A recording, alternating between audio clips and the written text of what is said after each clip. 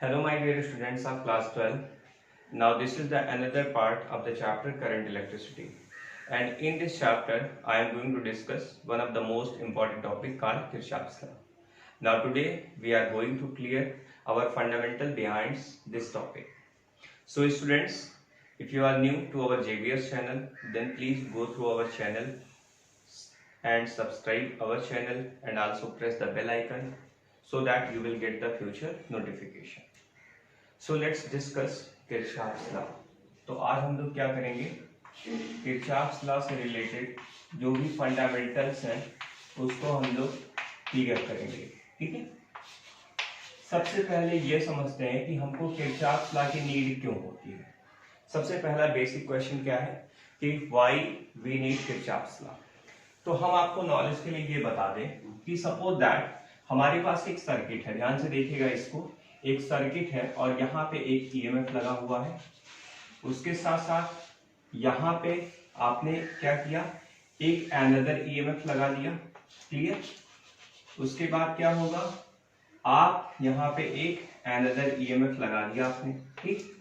अब क्या मैं कहना चाहता हूं कि इसमें चूंकि आपके कई सारे सोर्स लगे हुए हैं, ठीक है, एक ईएमएफ नंबर फर्स्ट यहाँ पे लगा हुआ है, एक ईएमएफ नंबर सेकंड यहाँ पे और एक ईएमएफ नंबर थर्ड यहाँ पे। इसी तरह से इसका R1 रेसिस्टेंस, R2 रेसिस्टेंस और R3 रेसिस्टेंस यहाँ लगा हुआ है। ठीक है। अब आप क्या चाहते हैं, आप चाहते हैं कि सर इसमें से अगर हम करंट की वैल्यू निकालना चाहें, if we want to measure the value of our current, तो वो करंट हम कैसे फाइंड कर सकते हैं। ठीक है, हम इस करंट की वैल्यू को कैसे इवैल्यूएट कर सकते हैं। तो ये थिंक करने वाली बात है कि ऐसे कॉम्प्लेक्स सर्किट में हम अपने ओम्स लॉ को V = I × R को नहीं लगा सकते हैं। ठीक है, this is not a simple circuit, this is complex circuit. ठीक है, ये हमारे कैसा सर्किट है, कॉम्प्लेक्स सर्किट है। और किसी भी सर्किट में अगर कॉम्प्लेक्स चीजें अगर हमारे सामने आती हैं तो वहां पे हम क्या करते हैं, सर्किट का एनालिसिस करते हैं और एनालिसिस करने के बाद अपने डिफरेंट लॉज को यहाँ पे इंप्लीमेंट करते हैं और इंप्लीमेंट करने के बाद हम उस रीजन तक पहुंचते हैं जिस रीजन की वजह से हमारा ये जो फिगर है सॉल्व हो जाए। ठीक, तो सबसे इंपॉर्टेंट पॉइंट यही है कि क्वेश्चन ये है बेटा, यहां पे मैं लिख दे रहा हूं, why do we needs this law. ठीक, ये मैं यहां पे लिख रहा हूं कि why do we needs this law, this is our question and the solution is if we want to solve the complex circuit then we use this law. तो यहां पे मैं आंसर लिख रहा हूं, if we want to solve this circuit then we use this law।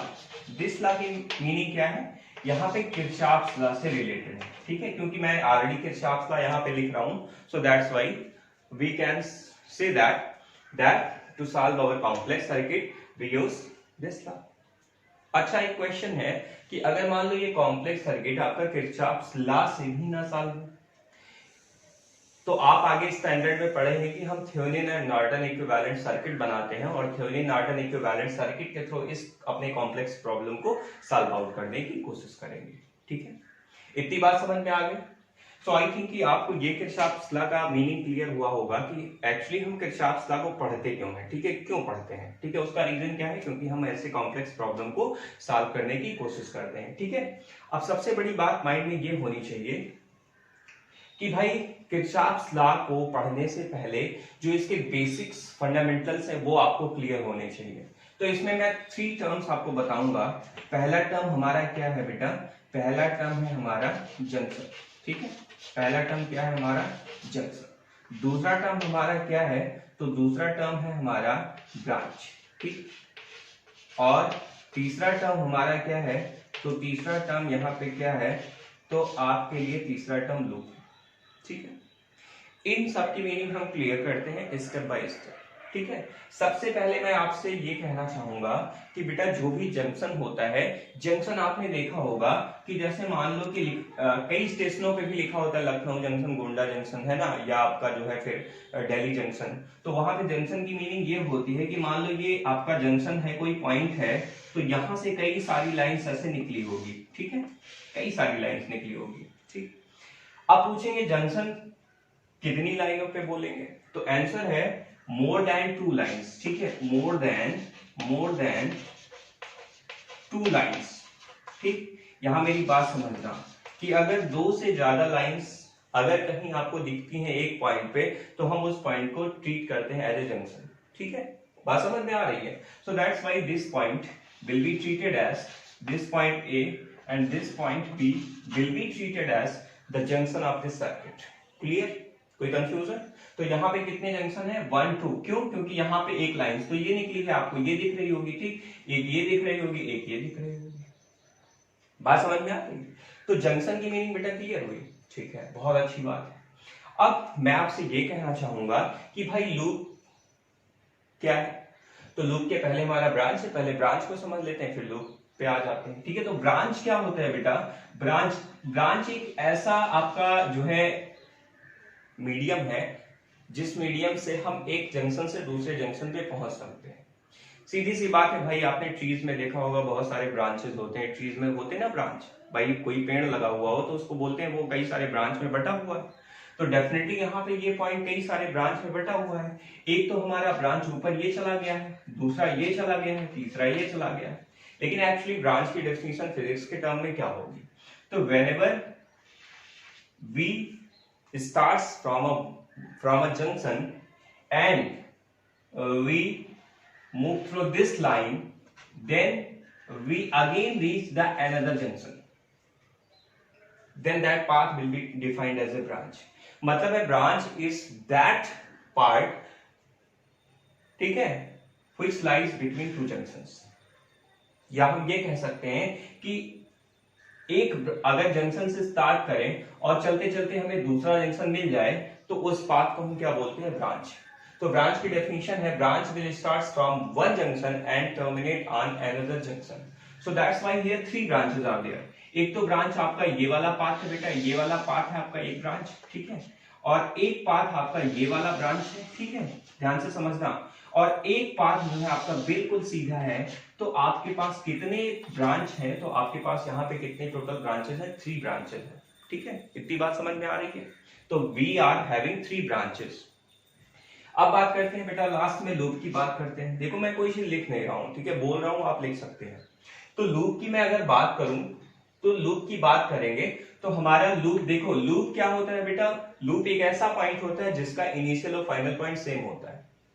क्या होता है, जिसका initial and final point same होता है। तो मतलब कहने का सेंस ये है कि अगर मैं ए से चलूं और मैं यहाँ पे मान लो ये x है और ये y है, तो मैं a से चला, x पे गया, y पे गया, b पे गया, फिर a पे वापस आ गया, ठीक है। तो हम इसको क्या बोलेंगे, मतलब है लूप बोलेंगे, सॉरी। तो यहां पे हमने क्या कहा कि हम a से चलें और फिर x पे जाएं, फिर y पे जाएं और अगेन मैं a पे यहां वापस आ जाऊं, तो हम इसको क्या बोलते हैं, लूप बोलते हैं, ठीक है। तो आपको यहां दिख रहा होगा कि बेसिकली यहां पे एक तो लूप ये है, एक तो लूप मेरा ये है और एक लूप हमारा बड़ा वाला है, ठीक है, एक बड़ा वाला लूप है। बात समझ में आ रही है, ठीक। तो इतना जो फंडामेंटल्स है किसी भी किरचॉफ्स लॉ को, ठीक है, अगर हमें समझना है तो यहां पे अपने फंडामेंटल्स को क्लियर करना पड़ेगा। So this is the fundamentals behind our Kirchhoff's, clear. अब हम लॉ पे आते हैं क्योंकि वो हमारा इंपॉर्टेंट है। You can take the screenshot of this picture. अब हम क्या करते हैं, किरचॉफ्स लॉ को स्टडी करते हैं, ठीक है। तो ये हमारा जो मेन है वो है हमारा किरचॉफ्स रूल, क्योंकि यही एग्जाम में आपका पूछा जाता है। तो सबसे पहले किरचॉफ्स रूल को समझ लेते हैं, फिर उसके बाद हम क्या करते हैं, अपने जो भी कॉन्सेप्ट होंगे इसके पीछे वो समझेंगे, ठीक है। तो पहला इसका जो लॉ है, जो फर्स्ट लॉ है, ठीक है, फर्स्ट लॉ बहुत इंपॉर्टेंट है। और फर्स्ट लॉ को हम क्या बोलते हैं, फर्स्ट लॉ को हम बोलते हैं जंक्शन लॉ। इसको हम क्या बोलते हैं बेटा, इसको हम बोलते हैं जंक्शन लॉ, ठीक, और इसको एक अनदर नेम से भी जानते हैं, इसको बोलते हैं करंट लॉ। ठीक है, इसको क्या बोलते हैं? Current law. ठीक है, बहुत अच्छी बात। अब बात करते हैं बेटा, क्या है कि मान लो एक पॉइंट है, ठीक है, इस पॉइंट पे बहुत सारी ऐसे लाइनें, कुछ लाइनें मतलब आ रही हैं इसके पास, और कुछ लाइनें यहां से बाहर जा रही हैं। ठीक है, ये लाइंस बाहर जा रही है, ये लाइंस बाहर जा रही है, ये लाइंस यहाँ पे बाहर जा रही है, और एक और अंदर एंटर कर रही है। ठीक है, तो ये हमारा बेटा क्या कहलाएगा? This point will be treated as, अभी मैंने बताया क्या कहलाएगा? जंक्शन कहलाएगा। ठीक है, क्योंकि कई सारी लाइंस यहाँ पे क्या कर रही है? मीट कर रही है। ठीक, तो यहाँ पे मान लो ये करंट I1 है, ये हमारी I2 है, ये हमारी I3 है, ये I4 है, ये I5 है, और ये हमारा I6 है।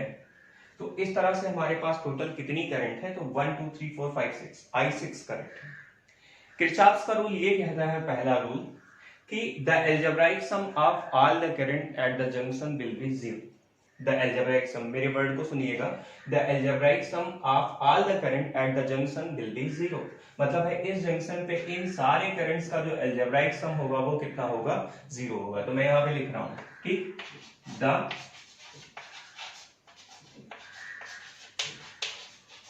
Algebraic some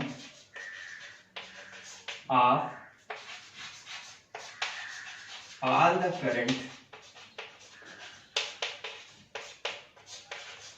at the junction will be zero. Will be zero. Is there any confusion? चलो, अभी थोड़ा बहुत कंफ्यूजन होगा, अभी मैं इसको दूर करने की कोशिश करता हूँ। ठीक है, इस वर्ड को मैं एक्सप्लेन करता हूँ। पहली चीज तो मैं ये लिख देता हूँ, समेशन, ठीक है, I is equal to zero. ठीक है, यहाँ पे i इंटू स्मॉल आई भी लिख सकते हो, स्मॉल आई की वैल्यू यहाँ पे 1 से लेकर n तक आप कर सकते हो। ठीक है, तो ये वाला हमारा पार्ट है। ठीक है, ये बात समझ में आ रही है? कोई प्रॉब्लम? ठीक, बहुत अच्छी बात है। अब बेटा यहाँ पे ये समझना है कि भाई देखो, यहाँ पे जंक्शन पे जो करंट आ रही है उसको हम क्या करते हैं? पॉजिटिव लेते हैं, और जो करंट बाहर जाती है उसको क्या करते हैं? निगेटिव लेते हैं। ठीक है, तो यहाँ मैं अगर लिखना चाहूं तो 1 2, और यहाँ पे 1 2 है और 6 है, ये जंक्शन पे आ रही है, बाकी जो पार्ट है वो बाहर जा रहा है। तो यहाँ मैंने लिखा I1, उसके बाद यहाँ पे मैंने लिखा क्या? I2, तो यहाँ पे प्लस I2 लेंगे, और उसके साथ मैं यहाँ पे क्या लूंगा? यहाँ पे आपका फिर I6 है। ठीक है, तो प्लस I6 लेंगे। ठीक, उसके बाद 1 2 6 के बाद बचा कौन? तो यहाँ पे बचा माइनस I3 माइनस I4, और उसके साथ minus I5, and the algebraic sum of all the current will be zero. मतलब है इन सब का सम क्या है? जीरो है। इसका मतलब हम इसको ये लिख सकते हैं कि I1 plus I2 plus I6 is equal to I3 plus I4 plus I5। कोई दिक्कत नहीं। तो ये हमारा क्या है? मीनिंग है। ये हमारा क्या है बेटा? मीनिंग है। मतलब कहने का सेंस ये है कि जो भी यहाँ पे हमने लिखा है, जो भी चीजें हमने लिखी है, I1, ठीक है, plus I2 plus I6 is equal to I3 plus I4 plus I5। It mean जितनी भी करंट जंक्शन पे क्या करती है? एंटर करती है, उतनी ही करंट आपकी जंक्शन से जो है बाहर लीव भी करती है। तो हम लिख सकते हैं the amount of current entering at the junction is equal to amount of current leaving through the junction. Clear? तो यहां मैं लिख सकता हूं अमाउंट ऑफ करंट एंटरिंग, ठीक है, at junction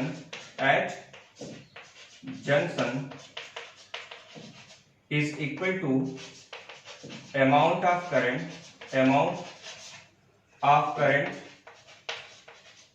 leaving at the junction,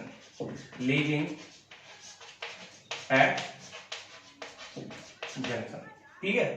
कोई कंफ्यूजन नहीं होना चाहिए, बहुत आराम से एक एक पॉइंट हमको समझना है, और इसमें क्या करना है कि जो भी चीज हम यहाँ पे समझेंगे वही चीज हमारे आगे काम आएगी। तो यहाँ क्या है? Amount of current entering at the junction is equal to amount of current leaving at the junction. ये हमारा किरचॉफ्स का पहला रूल है। मतलब है कि जो भी करंट हमारी जंक्शन पे एंटर करती है, उतनी सेम करंट क्या होती है? बाहर निकल जाती है। मीनिंग समझ में आ रही है? और एक और पॉइंट मैं यहाँ बताना चाहूंगा कि जो किरचॉफ का फर्स्ट लॉ है वो चूंकि करंट लॉ कहलाता है, तो जो ये लॉ है वो आपका कंजर्वेशन ऑफ चार्ज पे बेस्ड है। किस पे बेस्ड है? कंजर्वेशन ऑफ चार्ज पे बेस्ड है। तो यहाँ मैं लिख दे रहा हूं इट इज बेस्ड, यहाँ नोट कर लीजिए आप इसको, बहुत इंपॉर्टेंट पॉइंट है। इट इज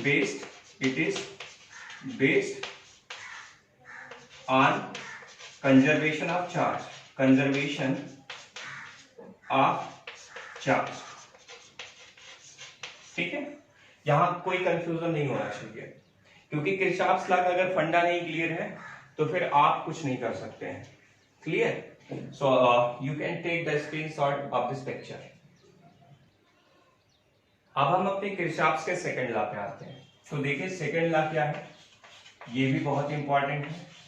सेकंड लॉ, इसको हम क्या बोलते हैं? सेकंड लॉ को, सेकंड लॉ को हम बोलते हैं वोल्टेज लॉ। इसको क्या बोलते हैं हम लोग? Voltage law. और इसके साथ साथ हम इसको क्या बोलते हैं? एक अनदर लॉ जिसको हम लूप लॉ भी कहते हैं। ठीक है, तो ये तीनों मीनिंग आपको फंडामेंटल्स क्लियर होनी चाहिए कि किरचॉफ का जो सेकंड लॉ है वो क्या है। ठीक है, बहुत इंपॉर्टेंट है। Second law, voltage law, loop law. Clear? तो ये हमारा बेटा सेकंड लॉ है। अब सेकंड लॉ को समझने के लिए हम आपको सर्किट की जरूरत पड़ेगी, तो इसलिए हम यहाँ पे क्या कर रहे हैं? एक सर्किट बना रहे हैं। ठीक है, ये देखिए, ये हमारा क्या है? सर्किट है, और उसके साथ साथ एक ये आपका ये पार्ट है। ठीक है, ये आपकी कॉम्प्लेक्स सर्किट है। अभी मैंने इसी सर्किट को समझाने के लिए आपको बनाया था। तो हम लोगों को मालूम है ये ए और बी हमारा पॉइंट क्या है? जंक्शन। यहाँ पे एक्स वाई कर दो, यहाँ पे एम एन कर दो। ठीक, कोई भी नॉमेनक्लेचर दे सकते हो, नॉमेनक्लेचर से मतलब नहीं है। ठीक है, तो यहाँ क्या है? E1 और यहाँ R1, यहाँ पे क्या है? E2, यहाँ पे R2, और यहाँ पे क्या है? E3, और यहाँ क्या है? R3। क्लियर? ठीक। किरचॉफ का जो सेकंड लॉ है वो बेटा कहता है कि ऑल द, ठीक है, ऑल द EMF, ठीक है, मतलब सारे EMF का जो एल्जेब्राइक सम होता है that will be zero. The algebraic sum of all the EMF in a given path will become zero। ठीक, तो हम यहाँ पे लिखना मतलब है चाह रहे हैं कि एक्चुअली सेकेंड लॉ क्या है, उसको देखिए जरा। The algebraic sum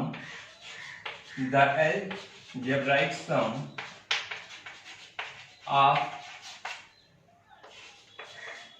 all the potential difference, ठीक है, all the potential across any closed loop, across any closed loop will be zero। ठीक है, कोई कंफ्यूजन इसमें? ठीक, अभी तो थोड़ा बहुत होगा, अभी मैं बताऊंगा तो आपका पिक्चर क्लियर होगा। ध्यान से सुनना मेरी बात, मैं क्या कहना चाहता हूं। The algebraic sum of all the potential across any closed loop, मतलब है कि A से लेकर X पे गए तो जो भी पोटेंशियल ड्रॉप यहाँ पे हुआ, X से लेकर Y पे गए जो भी पोटेंशियल ड्रॉप हुआ, Y से B पे गए जो भी पोटेंशियल ड्रॉप हुआ, एंड B से A पे आए जो भी पोटेंशियल ड्रॉप हुआ, उन सब का एल्जेब्राइक सम कितना होगा? जीरो होगा। यही हमारे किरचॉफ का सेकंड रूल है। ठीक है, it mean summation VI is equal to zero, यहाँ पे I इज इक्वल टू 1 से N आप लिख सकते हो, कोई प्रॉब्लम नहीं होनी चाहिए। ठीक है, ये बहुत सिंपल सा रूल है। ठीक है, इतना कॉम्प्लेक्स नहीं है जितना आप लोग बना देते हैं इसको। ठीक है, तो किरचॉफ का सेकंड लॉ समझ में आया? देखो अब क्या करना है, अब हमको इस रूल को समझना है कि एक्चुअली हम अप्लाई कैसे करते हैं, क्योंकि बगैर अप्लाई के, बगैर एप्लीकेशन के इसके आप आगे प्रोसीड नहीं कर पाओगे। ठीक है, तो एक चीज ये जान लीजिए बेटा, ये जो लॉ है किरचॉफ का सेकंड लॉ, ये हमारा किस पे बेस्ड है? कंजर्वेशन ऑफ एनर्जी पे बेस्ड है। तो इसको भी लिख लीजिए, it is based on the conservation of energy. ठीक है, ठीक, चलो इतनी बात समझ में आ गई। तो अब हम क्या करते हैं, इसको हम लूप लॉ को अप्लाई करते हैं। ठीक है, यहाँ पे मैं लूप लॉ अप्लाई करने जा रहा हूं, इसको भी आप समझने की कोशिश करिए। तो यहां मैं लूप लेता हूं इन लूप। ठीक, कौन कौन सा लूप? यहाँ पे मैंने a बनाया तो a x y b a, a x y b a। मैंने आपसे क्या कहा था कि लूप क्या होता है, एक पॉइंट से स्टार्ट होगा, अगेन उसी पॉइंट पे वो वापस आ जाएगा, ठीक है। तो इस तरह से इसको लूप बोलते हैं। अब इस लूप को अप्लाई करने से पहले कुछ पॉइंट्स मैं आपको बताना चाहूंगा जिसको आपको नोट करके रखना है, ठीक है। मान लो कि ये हमारा क्या है, रेसिस्टेंस लगा हुआ है और करंट आपका I जा रहा है इस रेसिस्टेंस R में, और आप A to B चल रहे हो। ध्यान से सुनना मेरी बात, बहुत इंपॉर्टेंट, A to B चल रहे हो। तो यहाँ पे हमको IR को ड्रॉप लिखना है, ये हमारा पोटेंशियल ड्रॉप होगा और ड्रॉप की वजह से इसको हम लिखेंगे IR माइनस में। ध्यान से सुनो मेरी बात, whenever we move from A to B then we can write this minus IR, और अगर B to A चलेंगे तो यहाँ B to A के लिए लिखेंगे पोटेंशियल, चूंकि गेन होगा इसलिए यहाँ पे लिखेंगे plus I into R। Is there any confusion? मतलब कुल मिला के हमको क्या करना है, पोटेंशियल को गेन यहाँ दिखाना है कब, जब हम करंट के अपोजिट चलेंगे और करंट के अलोंग चलेंगे तो हमें क्या दिखाना है, potential drop, that is we take the sign minus. Clear, कोई कंफ्यूजन नहीं। अब हम बात करते हैं कि अगर मान लीजिए कि एक ईएमएफ है और इस ईएमएफ में क्या करते हैं, अगर हम प्लस से माइनस की तरफ चलते हैं तो ध्यान से सुनना, प्लस से माइनस की तरफ चलेंगे तो इसको हम क्या करेंगे, माइनस में लेंगे, और अगर हम माइनस टू प्लस चलेंगे तो हमें पोटेंशियल गेन होगा, तो वहां पे क्या करना है, प्लस ई लिखना है, ठीक है। ध्यान से सुनना मेरी बात, अगर मैं A to B चलूंगा तो A to B के लिए मुझे माइनस लेना है क्योंकि पोटेंशियल ड्रॉप हो, यहाँ पे ईएमएफ ड्रॉप होगा, और यहाँ अगर अपोजिट चलेंगे माइनस टू प्लस तो हमको क्या करना है, प्लस करना है, ठीक है। अब कोई पूछेगा सर कि अगर हम उल्टा लगा दें तो क्या होगा, तो मैं आपको नॉलेज के लिए बता दूं, कोई दिक्कत नहीं है, आप उल्टा भी लगा दो, मतलब है कि यहाँ पे प्लस कर दो, यहाँ माइनस, रिजल्ट आपका सेम आएगा। और मैं आपको एक इक्वेशन में करके भी दिखा दूंगा कि कैसे सेम आता है, ठीक है। तो इसका स्क्रीनशॉट ले लीजिए जल्दी से, फिर मैं आपको रूल बताता हूं।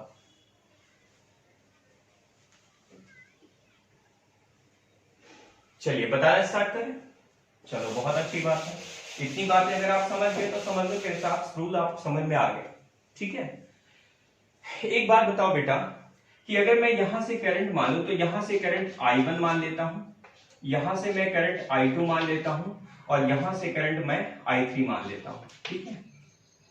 बात समझना मेरी, एक और नॉलेज ले लीजिए कि किसी भी एक सिंगल ब्रांच में एक सिंगल करंट फ्लो होगी, कभी भी डबल करंट फ्लो नहीं होगी। मतलब है इस पूरे एबी ब्रांच में एक सिंगल करंट फ्लो होती है and that current is I1, ठीक। और यहां पे इस पूरे ब्रांच B से लेकर Y, X और A तक एक ही करंट फ्लो होगी एंड दिस इज I2, ठीक है। अगली चीज यहां पे I3 करंट फ्लो होगी, ठीक है। तो अब देखो मैं क्या कहना चाह रहा हूं, लूप में रूल अप्लाई करना चाहता हूं। तो A to X गए तो कोई पोटेंशियल ड्रॉप नहीं हुआ क्योंकि यहाँ पे कोई रेजिस्टेंस नहीं है। अब यहां से यहां जब जाओगे तो ये आप प्लस से माइनस जा रहे हो, तो आपको भी पता है बेटा क्या है, तो यहाँ पे आपका आ जाएगा माइनस E1, ठीक है। ध्यान से देखो इसको, क्या होगा बेटा, माइनस E1 होगा, ठीक। अब आप करंट के अपोजिट चल रहे हो तो I2 इंटू क्या होगा, R1 होगा, लेकिन यहाँ पे प्लस में होगा तो प्लस I2 इंटू R1 लिख सकते हैं क्योंकि पोटेंशियल गेन हो रहा है। फिर आप कहां जा रहे हो, B to A जा रहे हो, तो B to A जाओगे तो करंट के अलांग चलोगे, तो यहाँ पे करंट के अलांग चलोगे पोटेंशियल ड्रॉप होगा, I1 इंटू R2 होगा, तो यहाँ पे हमें माइनस I1 इंटू R2 लिखना है, और इसके साथ साथ हम माइनस से प्लस चलेंगे बेटा, तो यहाँ पे हमें पोटेंशियल गेन होगा, सो दैट्स व्हाई हमें लिखना है E2 एंड इसका अलजेब्राइक सम कितना होगा, 0 होगा। मैंने क्या बताया भाई, algebraic sum of all the potential at the junction will be 0। यही हमारा किरचॉफ का रूल है, इसी तरह से हम रूल को अप्लाई करेंगे, ठीक है। कोई कंफ्यूजन नहीं होना चाहिए, ठीक है। And path should be closed, clear. चलो अच्छा, मैं अपना लॉजिक लगाता हूं। अगर मैं उल्टा चलता हूं, अगर मैं प्लस से, ठीक है, माइनस की तरफ चल रहा हूं, तो पोटेंशियल को अगर मैं ड्रॉप दिखाऊं, मतलब ईएमएफ को ड्रॉप दिखाऊं, तो मैं लिख सकता हूं यहाँ पे क्या, ध्यान से देखो, अगर मैं प्लस टू माइनस चल रहा हूं तो यहाँ ड्रॉप दिखाता हूं तो माइनस लिखता हूं, लेकिन अगर मैं इसको प्लस कर दूं और ठीक है करंट के अपोजिट चलेंगे तो माइनस ले लेंगे तो भी कोई फर्क नहीं पड़ेगा। ध्यान से सुनना, रिजल्ट एक ही आएगा। अगर मैं यहाँ पे माइनस की जगह प्लस कर दूं तो ये हो जाएगा क्या, E1, भाई ये ऑलरेडी क्या होगा, माइनस हो जाएगा, कितना, I2 इंटू R1 हो जाएगा। ये क्या हो जाएगा भैया, प्लस हो जाएगा, I1 इंटू R2 हो जाएगा। ये क्या हो जाएगा, माइनस हो जाएगा, E2 इज इक्वल टू 0, ठीक। तो रिजल्ट तो सेम है, आप माइनस से इसको मल्टीप्लाई कर दो, यही तो रिजल्ट मिलेगा। कहने का सेंस ये क्या है बेटा कि आपको मैंने रूल क्या बताया, जब भी आप ईएमएफ के अक्रॉस चलोगे तो प्लस से माइनस चलोगे तो ईएमएफ ड्रॉप होगा, इसलिए मैंने बताया क्या माइनस, लेकिन आप प्लस भी ले सकते हो, लेकिन फिर आपको इस आईआर के अगेंस्ट आपको वर्क उल्टा करना पड़ेगा, ठीक है, यही बात माइंड में रखना। तो इस तरह से किरचॉफ का जो रूल है बेटा वो आपको समझ में आ गया होगा आई थिंक, ठीक है। तो अब नेक्स्ट लेक्चर में क्या करेंगे, इससे रिलेटेड 2 न्यूमेरिकल्स मैं आपको करवाऊंगा और उसको मैं सॉल्व करवाऊंगा कि किस तरह से हम अपने सर्किट को सॉल्व करते हैं, ठीक है। इसके साथ साथ कुछ और भी पॉइंट्स, एक्स्ट्रा पॉइंट्स मैं आपको बताने की कोशिश करूंगा जिससे कि आपका कोई भी कंसेप्ट मिस ना हो। Clear students? So this is all about your Kirchhoff's law. That is Kirchhoff's fundamentals. Thank you students.